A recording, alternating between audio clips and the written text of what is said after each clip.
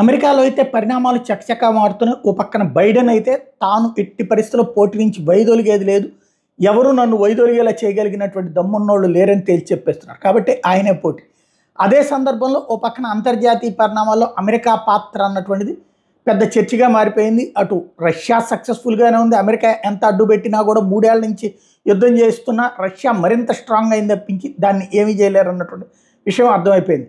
Israel పాలస్తీనా వివాదంలో ఇజ్రాయెల్ని control చేయడానికి ఎంత ప్రయత్నిస్తున్నా కంట్రోల్ అవ్వట్లేదు. అదే సందర్భంలో హమాస్ తీవ్రవాదులతో పాటుగా ఇరాన్ ఆధ్వర్యంలో ఉన్నటువంటి తీవ్రవాద సంస్థల్ని అదుపు చేయడం అమెరికా వల్ల కావట్లేదు. ఓవరాల్గా చూస్తే బైడెన్ విదేశాంగ విధానం ఫెయిల్ అయ్యింది. అదే సందర్భంలో అంతర్గత రక్షణ విధానంలో కూడా ఫెయిల్ అనడానికి సాక్ష్యం గత 33 మంది చనిపోయారు, 100 మంది గాయపడ్డారు.